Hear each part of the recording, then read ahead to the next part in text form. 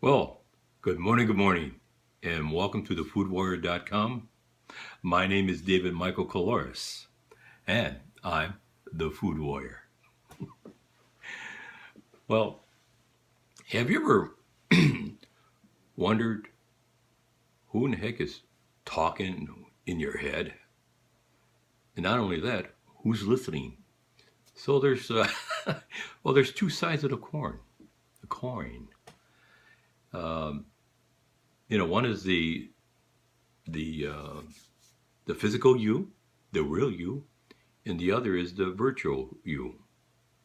It's it can be a little bit difficult to understand what the heck that means, but the virtual you is the chatter in your head that you often hear, and sometimes you're not hearing a voice. You just it's a knowing, and you wonder, well, where in the heck did it come from? Well, it came from firstly your parents, your friends, religion, the priest, preacher, whatever you want to call them. Schools. If you were like me, going to a parochial school, it was the nuns.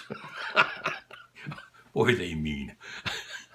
And the sad thing about it, if they hit you in any way, my mother would say, well, you probably deserved it. They really didn't care. Because if they thought you were doing something wrong, you were wrong.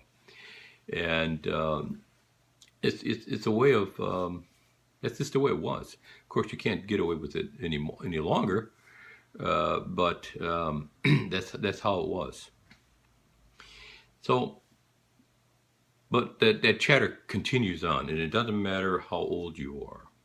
It actually begins from the time the child begins to learn how to talk and understand what the symbols are.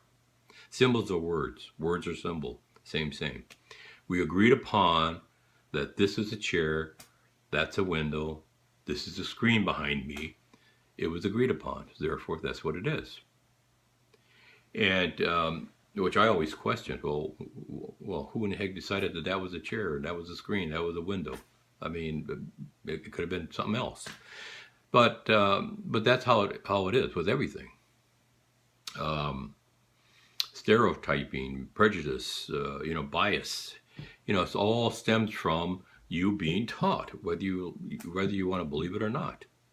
Most people think that their thinking or their decision making is based purely on your own thought. Well, I hate to disappoint you, but 90% of your beliefs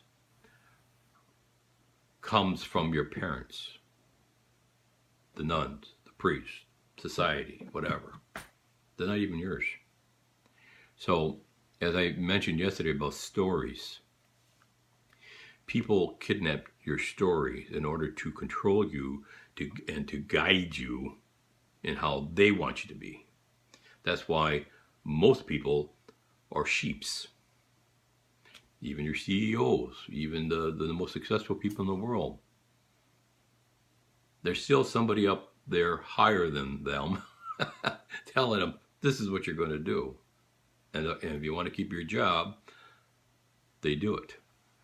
So it's very important to think outside the box when you can, or when you become unafraid to do so. So one good way to get rid of that chatter is tough, but it can be done. And you can do it by meditation. If you can meditate for up to 15 minutes a day, that would help. But I think the easiest way to do it, and the hardest, is to stop gossiping. Yeah, that's right. You heard me. Stop gossiping and talking down people you know, people you don't even know, and most importantly, about yourself, agreeing that you're not tall enough, but you're not big enough, you're not skinny enough, you're not whatever. That's the big thing. You want to be able to believe in yourself and believe in other people as well.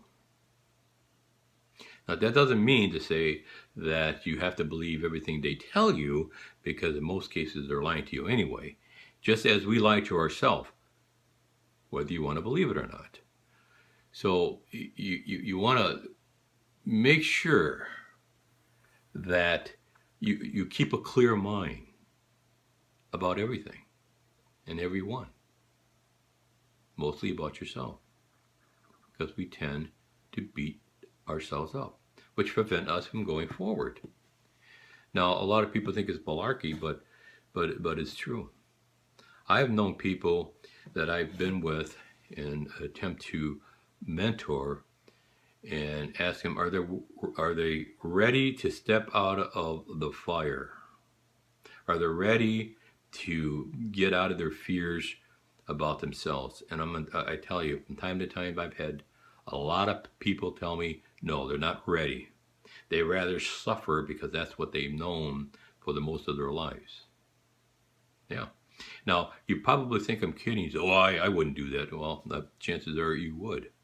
So it's very important for you to understand who you are. So that first agreement is that I want you to think about from Don Miguel Ruiz in the 4 agreement is to be impeccable with your word. To be impeccable with your word. Okay? So, and tomorrow we'll pick up on something else. So, I say that word a lot. I have to stop that. You have a great day. I'll take that back. Have an amazing day. God bless you. Remember, honor your mind, body, and soul. And we'll see you tomorrow.